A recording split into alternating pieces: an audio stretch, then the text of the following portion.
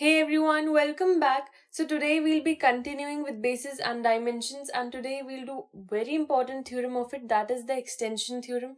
So let's start by reading the statement. Every linearly independent subset of a finite dimensional vector space is either a basis of V or it can be extended to form a basis of V. So यहाँ पे linearly independent subset दिया है, finite dimensional vector space भी given है. एक एक चीज को देखते हैं. पहले दिया हुआ है कि फाइनाइट डायमेंशनल वेक्टर स्पेस है वीएफ. तो अगर VF finite dimensional vector space है, इसका मतलब क्या होता है, हमें कुछ इन्फॉर्मेशन पता चल जाती है. फर्स्ट ऑफ ऑल इसका मतलब ये कि उसके पास एक सबसेट एग्जिस्ट करना चाहिए. मान लेते हैं कि वो बी सबसेट है जो इसके पास है और वो फाइनाइट है, राइट. ये एक फाइनाइट सबसेट है. और सेकंड कौन सी इन्फॉर्मेशन पता चलती है कि ये जो एल बी है ये वी के इक्वल होगा. फाइनाइट डायमेंशनल वेक्टर स्पेस से हमें ये दो बातें पता चल जाती हैं.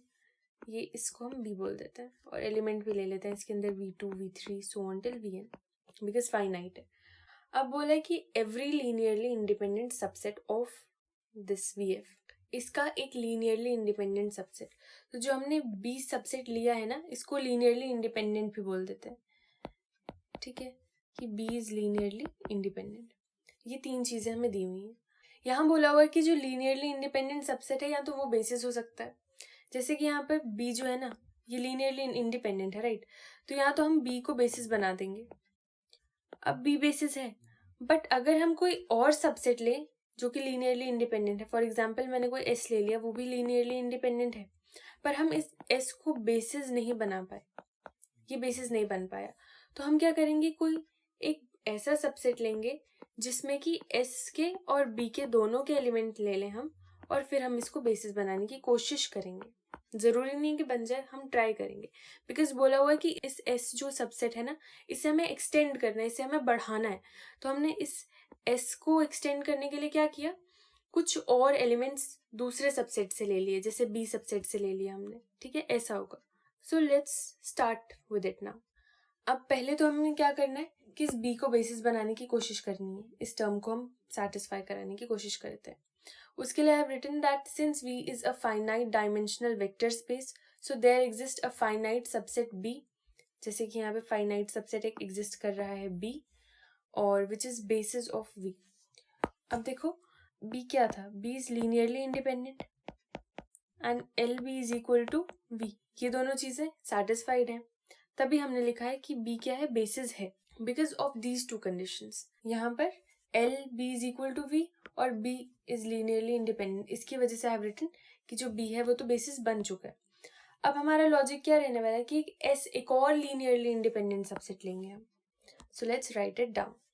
दैट लेट करते हैं कि s इज इक्वल टू कोई नया सबसेट लेंगे जिसमें w1 w2 so on till wm elements ले लेते हैं, और लीनियरली इंडिपेंडेंट लेना है, सो लिख देते हैं B of linearly independent subset of v.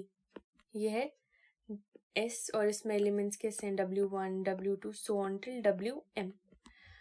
अब देखो हमारा लॉजिक क्या है कि s अगर बेसिस नहीं बना तो हम उसको एक्सटेंड करेंगे, पर पहले इसको बेसिस बनाने का कुछ देखते हैं.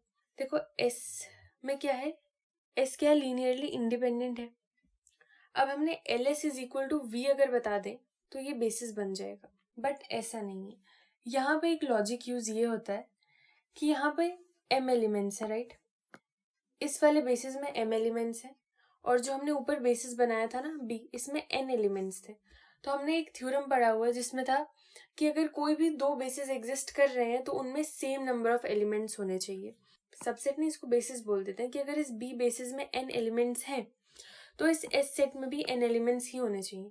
अगर इसमें n एलिमेंट्स नहीं है तो ये बेसिस नहीं बन पाएगा. ठीक है, देयरफॉर ये तो बेसिस बना ही नहीं, राइट.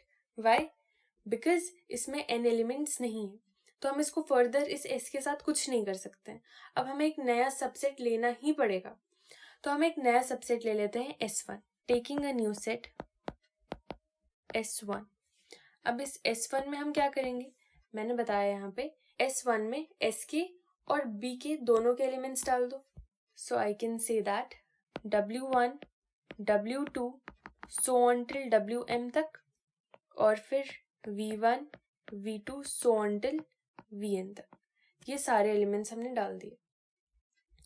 यानी कि ओवरऑल अगर इसको रिप्रेजेंट करना हो तो कैसे होगा, कुछ ऐसा एग्जिस्ट कर रहा होगा S1, है ना, बिकॉज इसमें S के और B के दोनों के एलिमेंट्स हैं, तो हमने दोनों के एलिमेंट्स इसमें डाल दिए।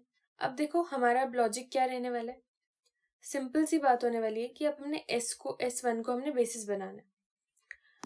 अब चलो यहाँ पे एक ब्रीफ दे देती हूँ मैं आपको। हमारा गोल क्या होगा कि S1 को हमने बनाना है बेसिस। अब अगर S1 को बेसिस बनाना है तो हमने दो चीजें सेटिस्फाई करानी पड़ेंगी। पहले तो हमने बताना है कि LS1 is equal to V, और दूसरा हमने बताना है कि S1 is linearly independent, right. ये दो चीजें। अब इस पार्ट को प्रूव कैसे करना है, देखो इसमें हम बताएंगे अगर LS1 is the subset of V, और फिर मैंने बता दिया कि V is the subset of LS1। These are the two things which we require for LS1 is equal to V बताने के लिए। अब देखो फर्दर यहाँ पे पता है क्या होता है, इसका एक और लॉजिक ये होने वाला है कि जब V सबसेट बताया है ना LS1 का, इसमें हमने ये बताना है कि V अगर बिलोंग कर रहा है, यानी कि कोई भी एलिमेंट अगर V सेट में बिलोंग कर रहा है और फिर इसी V एलिमेंट को मैं LS1 में भी बिलोंग करवा दूं, तब हमारा प्रूव हो जाएगी ये वाली कंडीशन, दिस कंडीशन। V को सबसेट बताने के लिए हमें ये दोनों चीजों को बताना पड़ेगा। चलो लेट्स डू इट।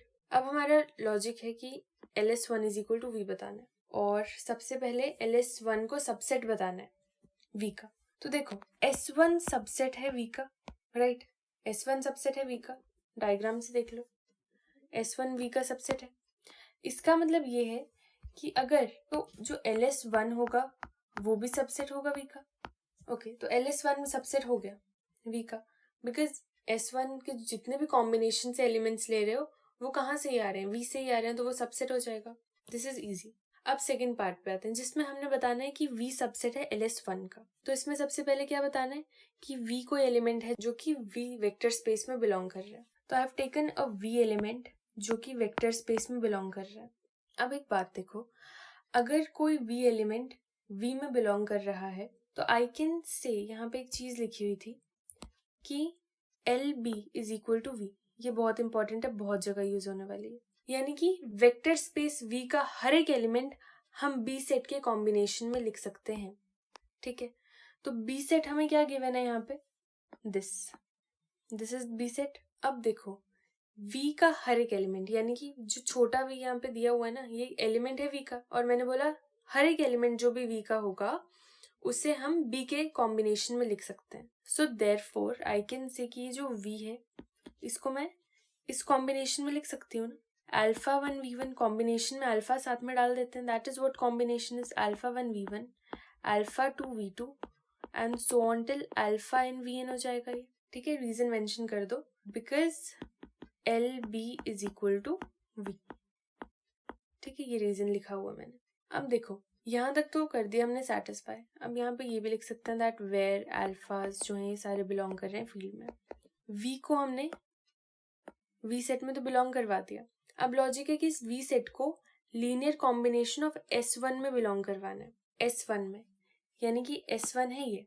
अभी हमने जो इससे लीनियर कॉम्बिनेशन ऐसा है ना, कुछ V1 है, V2 और Vn आ रहा है। अब क्या आना चाहिए कॉम्बिनेशन में, W1 W2 Wm V1 V2 Vn, ये सारी चीजें भी आ जानी चाहिए। तो उसके लिए सिंपल है, नॉट ज्यादा लॉजिक कुछ यूज हुआ नहीं है। I can say that V is equal to 0W1 plus 0W2 so on till 0Wm, and then आगे हो जाएगा ये α1 v1 plus α2 v2 and so on till αn vn, ऐसा कुछ आ जाएगा। इससे क्या हुआ कि ये जो पूरा V एलिमेंट था इसको किसके कॉम्बिनेशन में, इसको हमने S1 के कॉम्बिनेशन में लिख दिया। अगर S1 के कॉम्बिनेशन में लिख दिया यानी कि जो V है it is belonging to LS1, because इसके कॉम्बिनेशन में है ना, तो यानी कि ये V जो एलिमेंट है ये LS1 में बिलोंग कर रहा है। अब हमने ये सेकेंड टर्म भी प्रूव कर दी। अब अगर ये दोनों चीजें हमारी प्रूव हो गई हैं तो इससे इवेंचुअली क्या होता है, ये वाली बात सेटिस्फाई हो जाती है कि V is the subset of LS1, therefore I can say that V is the subset of LS1। ये चीज प्रूव हो गई। अब मैंने बोला था कि अगर ये दोनों चीजें हम सेटिस्फाई कर दें इसका मतलब ये है कि LS1 is equal to V हो जाता है। यहाँ पे एक और चीज लिख सकते हैं ऐड करने के लिए, that V is the linear combination of elements of S1। ठीक है, ये लिख दिया। अब इन दोनों चीजों से I can write that LS1 is equal to V। ये पार्ट तो हो गया सेटिस्फाई। अब हमारा सेकेंड पार्ट क्या है कि S1 को हमने लीनियरली इंडिपेंडेंट बताना है। अगर प्रूव नहीं हुआ, रिमेंबर दैट, अगर ये चीज प्रूव नहीं होती है तो फिर क्या होगा वो आई टेल यू लेटर। अब हम क्या करेंगे, लीनियरली इंडिपेंडेंट के लिए एक एलिमेंट ले लेते हैं WJ, ठीक है, जो कि बिलोंग कर रहा है S1 में। अब अगर कोई भी एलिमेंट S1 में बिलोंग कर रहा है तो इसका मतलब ये है कि वो बिलोंग कर रहा होगा V सेट में भी, राइट। इस डायग्राम को रेफर कर लिया करो जहां पर भी प्रॉब्लम हो। S1 में जो भी बिलोंग कर रहा है ऑब्वियसली वो V बड़े वाले सेट में तो बिलोंग करेगा ही ना। This is what I have written here. For all J की वैल्यू हो सकती है 1 से 2 से लेकर M तक, बिकॉज टोटल जो W's है वो M है। अगर WJ V में बिलोंग कर रहा है तो इसका मतलब WJ को भी मैं B के कॉम्बिनेशन में लिख सकती हूँ। This implies that WJ is a linear combination of elements of B। ये चीज ऊपर भी हुई थी ना यहाँ पे, that LB is equal to V अगर गिवन है ये वाला पार्ट, इसका मतलब ये है कि V का हर एक एलिमेंट जो है उसको B के कॉम्बिनेशन में लिख सकते हैं। B के कॉम्बिनेशन में यानी कि V1 V2 सो अनटिल Vn, ऐसा कुछ कॉम्बिनेशन अगर मैं बनाऊं, ये V सेट में बिलोंग कर रहा है, यानी कि इसको B के कॉम्बिनेशन में लिख सकते हैं। तो B का कॉम्बिनेशन कैसा बताया मैंने, इट विल बी β1 V1 आना चाहिए ना लास्ट में, so it will be V1, then आगे कोई भी स्केलर डाल दो, that's not the problem, and so until JVN for M। यहाँ पे डिफरेंस ये आएगा कि ये सिर्फ B1 नहीं लिखना है, साथ में β1JV1, β2JV2 एंड βNJVN। ये चीज थोड़ी याद रखना कि हमने इसको ऐसे लिख दिया। This I have written in the form of B, but इसको यहाँ पे बात ना सारी S1 की हो रही है। हमने S1 को लीनियरली इंडिपेंडेंट बताना है। यहाँ पे B का यूज हमने बस इसको इस फॉर्म में लिखने के लिए किया है, बाकी कोई और रोल नहीं था। अब देखो इसको मैंने S1 के कॉम्बिनेशन में इस WJ को मैं कैसे लिख सकती हूँ। S1 का कॉम्बिनेशन कैसे बनने वाला है, S1 का कॉम्बिनेशन ये है, ये कॉम्बिनेशन यानी कि W1 W2 WM ये सब भी हमें डालना पड़ेगा इसमें।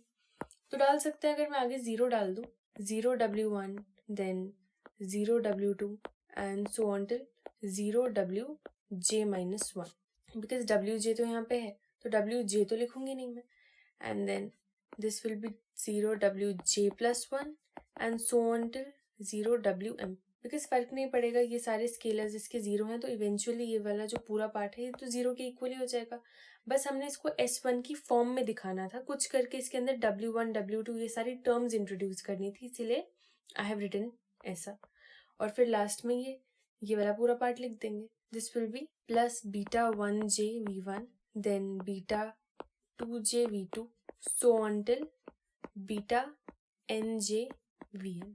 अब क्या होगा, अब यहाँ पे बहुत इंपॉर्टेंट थ्योरम आ गया। अगर कोई भी वेक्टर हमने बाकी सारे वेक्टर्स की हेल्प से लिख दिए, गिवन की सेम सेट की बात हो रही है ना, जैसे यहाँ पे S1 सेट है ना, तो S1 के ये सारे एलिमेंट्स हैं।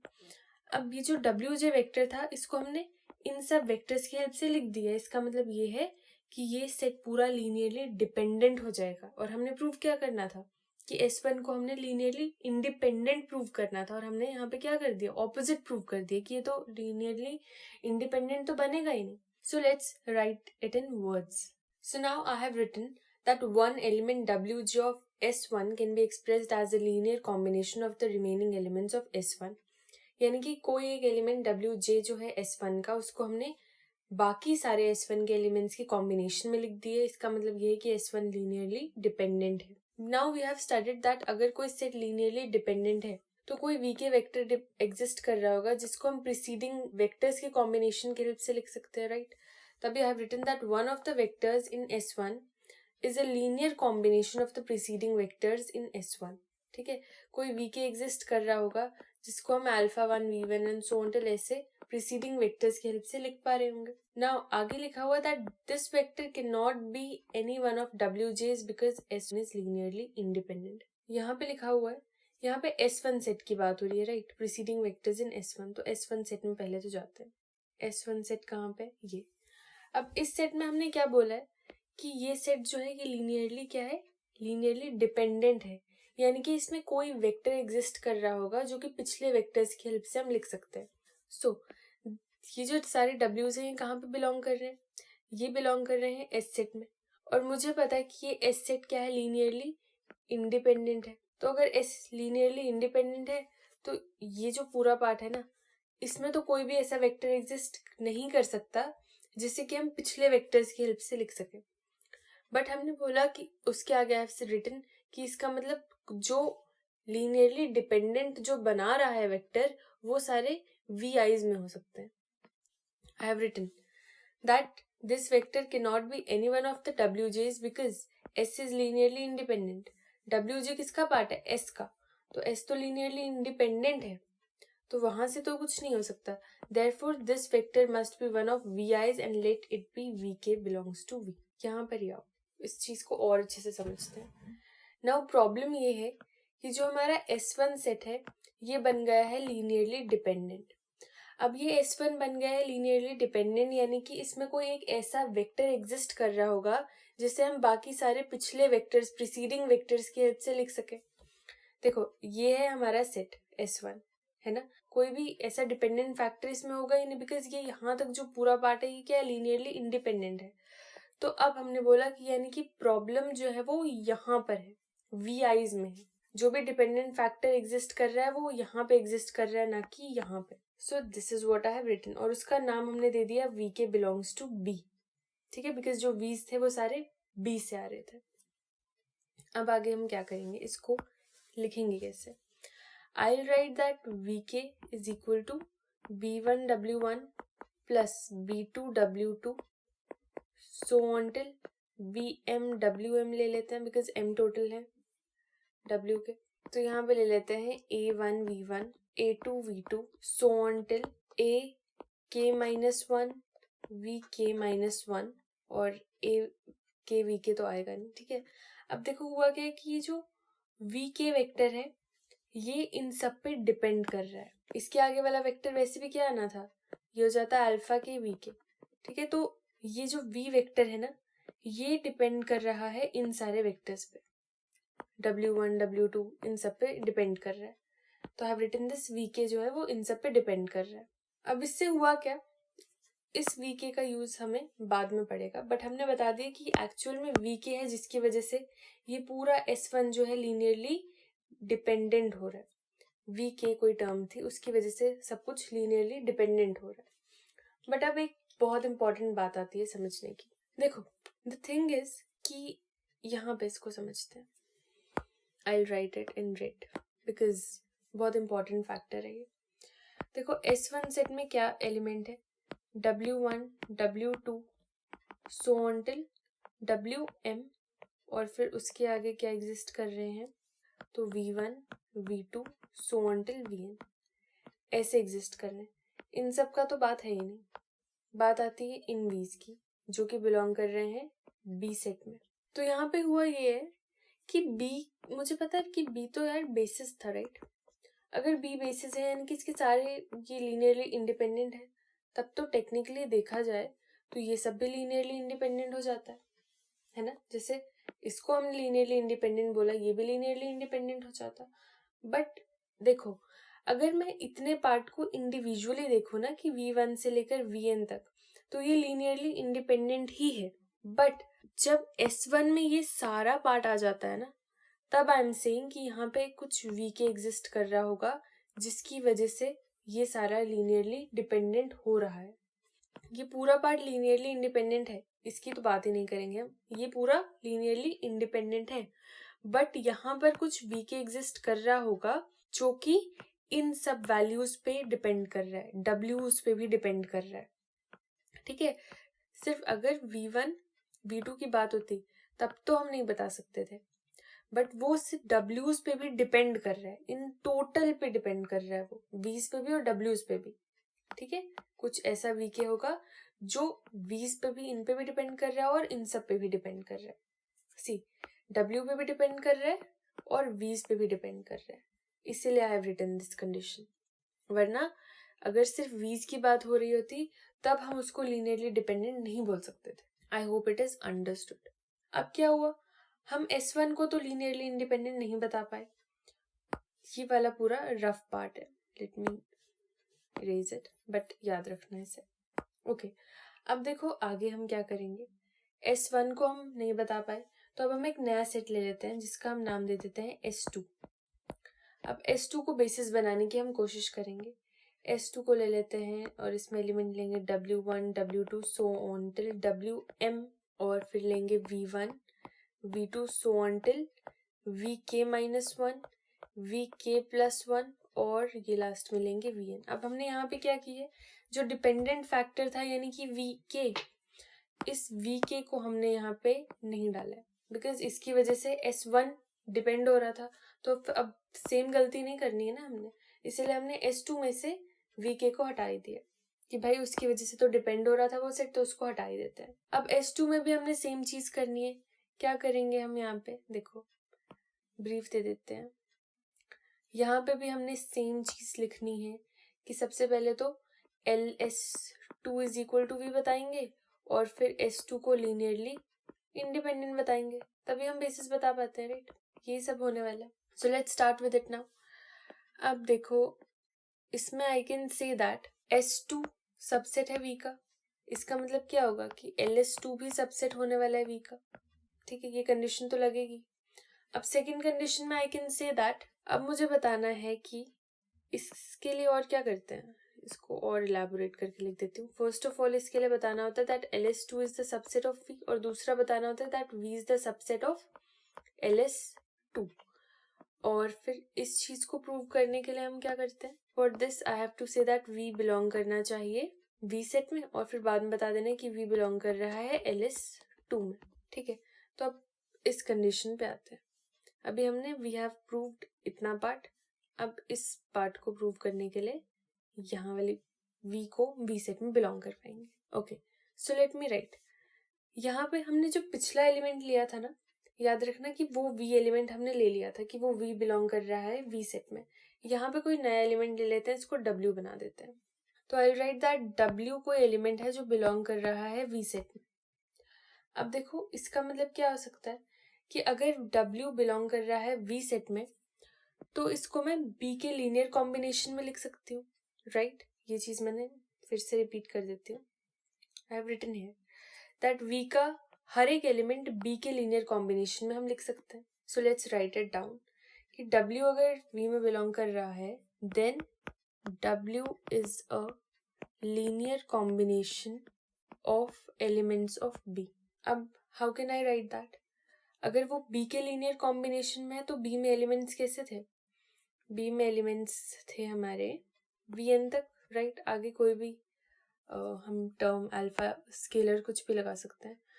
तो W को लिख देते हैं कॉम्बिनेशन में से C1V1 plus C2V2 so on till CnVn, और इसमें क्या हो रहा है, जो CnC2 so on till Cn है, ये सारे फील्ड में बिलोंग कर रहे हैं, रिमेम्बर दैट। अब देखो क्या होगा, हमने इसमें बताना है कि ये S2 के लीनियर कॉम्बिनेशन में है। अब S2 के लीनियर कॉम्बिनेशन में यानी कि यहाँ पे Vk की सारी टर्म्स आ रही हैं, राइट। Vk की भी टर्म्स को इंट्रोड्यूस करना पड़ेगा यहाँ पे।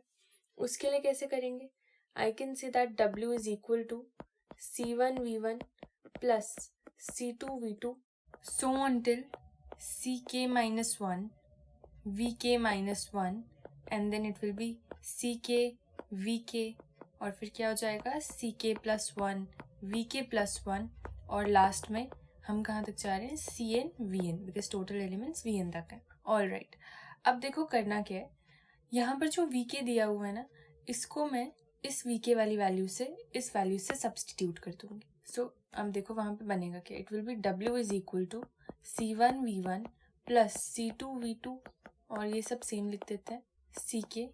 अब Vk की जगह सब कुछ सब्सटीट्यूट होगा, so this will B B1W1 plus B2W2 and so on till BMWM plus A1V1 plus A2V2 and so on till AK-1 VK-1 plus, अब ये पूरा पार्ट खत्म हो गया यहाँ तक। अब ये CK वाली टर्म्स डाल देते हैं, this will B CK+1 VK plus 1 and it will be last में CN VN, ऐसे हम इसको लिख देते हैं। अब देखो लीनियर कॉम्बिनेशन हमने S2 का लाना था, इसमें सबसे पहला एलिमेंट है W1, यहाँ पर W1 कहाँ पर है, यहाँ पे, इस टर्म को पहले लिख देते हैं। W हो जाएगा CK B1 W1, second term क्या है W2, अब W2 को साथ में लिख देते हैं, इसको ब्रैकेट में डाल दो। This will B CK B2 W2 so on till WM होगा लास्ट में, राइट, यहाँ से डाल देते हैं WM। This will B CK BM WM। अब क्या है टर्म, अब दिया हुआ है V1 V2 so on till यहाँ तक, V1 V2 लिखते हैं पहले तो, V1 V2 यहाँ पे दिया हुआ है। सो दिस विल बी, यहाँ पर ना V1 V2 दो बार है, एक ये है V1 V2 और एक ये है V1 V2, तो पहले इन दोनों को कंबाइन कर देते हैं और हम ऐसे लिखेंगे C1 प्लस यहाँ पे देखो ये CK A1 हो जाएगा, C1 CK A1 और बाहर कॉमन इनमें क्या है V1। सिमिलरली आगे भी ऐसे ही होगा, V2 की बात अगर करें तो ये है, ये वाली टर्म एक आने वाली है और दूसरी V2 की ये वाली टर्म आएगी और साथ में CK इससे मल्टीप्लाई हो रहा है। So this will B C2 plus CK A2 V2 and so on till, अब CK माइनस 1 आने वाला है, राइट। अब CK माइनस 1 यानी कि ये वाली टर्म एक आएगी, let's write it down, plus CK minus 1, VK तो बाहर कॉमन आएगा ना, और VK और K माइनस 1 कहाँ पर है, ये भी यहाँ पे लिख देते हैं, plus CK alpha K minus 1 and finally last में कॉमन आ जाएगा VK माइनस 1। अब क्या यहाँ पे दिया हुआ है, now we have K plus 1, K plus 1 कहाँ से लाएंगे, दिस इज एक ही K प्लस 1 दी है, this will B CK plus 1 VK plus 1 और लास्ट में क्या आ जाएगा CN VN, so on till CN VN कर दो। यहाँ तक हमने लिख दिया। अब ये क्या, किसका लीनियर कॉम्बिनेशन हमने बनाया है, S2 का, so I can write that W is the linear combination of S2। इसका मतलब क्या है कि जो W है वो बिलोंग कर रहा है S2 के लीनियर कॉम्बिनेशन में, तो V जो है वो सबसेट हो जाएगा LS2 का, राइट, बिकॉज W हमने स्टार्ट कहाँ से किया था, यहाँ से, कि W V में बिलोंग कर रहा है और हमने W को LS2 में बिलोंग कर दिया, यानी कि V सबसेट हो जाता है LS2 का, this I have told you. अब सबसे पहले हमने LS2 को बताया था सबसेट V का और हमने V को सबसेट यहाँ पे बता दिया LS2 का। अगेन इससे क्या पता चलता है कि LS2 जो है वो इक्वल हो जाएगा V के, ठीक है, this we have proved now. Let's see कहाँ पे ये लिखा था, सी यहाँ पे, कि LS2 सबसेट है V2 का और यहाँ पे बता दिया कि V सबसेट है LS2 का, देयरफॉर LS2 इक्वल हो गया V के। नाउ सी S2 को हमने लीनियर स्पैन तो बता दिया, अब सेकंड क्या चीज बतानी होती है बेसिस के लिए, कि वो सेट लीनियरली इंडिपेंडेंट है। So I have written that S2 अगर सबसेट है V का तो या तो S2 लीनियरली इंडिपेंडेंट होगा या तो वो लीनियरली डिपेंडेंट होने वाला है। सिंपल सी बात है, अगर तो वो लीनियरली इंडिपेंडेंट हुआ तो वो बेसिस बन जाएगा V का, जो कि हमने एक्सटेंड करके इस सेट को बना दिया है और LS तो कर ही दिया था कि LS is equal to V। But अगर ऐसा भी केस आ सकता है कि S लीनियरली डिपेंडेंट हो जाए, ठीक है, कोई हमें फिर से ऐसा वेक्टर मिल जाए जो कि बाकी सारे वेक्टर्स पे डिपेंड कर रहा है, राइट, तो उसमें क्या होगा, हम फिर से जो ऊपर वाला प्रोसीजर है उसको रिपीट करेंगे। अब देखो प्रोसीजर रिपीट करने से हमने क्या किया था कि हम जो भी डिपेंडेंट वेक्टर था उसको हम हटा रहे थे सेट से, राइट। हमने क्या किया था कि जो S1 सेट था उसमें एक VK वेक्टर था, तो जब हमने S2 सेट बनाया इसमें से हमने VK वेक्टर को हटा दिया। सिमिलरली ऐसे ही हम जब S3 सेट लेंगे तो उसमें से कोई और dependent vector for example VK plus 1 को हटा देंगे। फिर S4 सेट जब आएगा तब हम उसमें से VK माइनस 1 ऐसे ऐसे, तो एट लास्ट क्या होने वाला है, ये जो सारी VK वाली टर्म्स है ना ये हट जाएंगी बिकॉज इनकी वजह से डिपेंड हो रहा है, राइट। ये हमने पढ़ लिया था कि जो VIs हैं उनकी वजह से डिपेंड हो रहा है। फिर आगे लिखा हुआ that this set will be the required basis of V obtained by extending linear set S। तो जो भी हमें फिर फाइनली VIs सारी हटा के सेट मिलने वाला है वो हमारा लीनियरली इंडिपेंडेंट सेट हो जाएगा। अब आगे लिखा हुआ that at the most by repeating this procedure we shall get the set S यहाँ तक WM तक such that LS is equal to V. Also S is linearly independent and so S becomes the basis of V. इसका मतलब क्या है, देखो जो हमने S1 सेट एक्सटेंड किया था तो उसमें क्या थे, कुछ W's थे और कुछ VI's थे, ठीक है, और कुछ V's थे बोल देते हैं। अब देखो सारे V's तो खत्म हो गए बिकॉज V's की वजह से ही सब कुछ डिपेंडेंट हो रहा था, तो बचे सिर्फ W's। और ये W's सारे कहाँ से आए थे, S सेट से आए थे, इसमें सारे क्या थे W's। तो बचा हमारे पास एट द एंड क्या, सिर्फ S ही बचा है।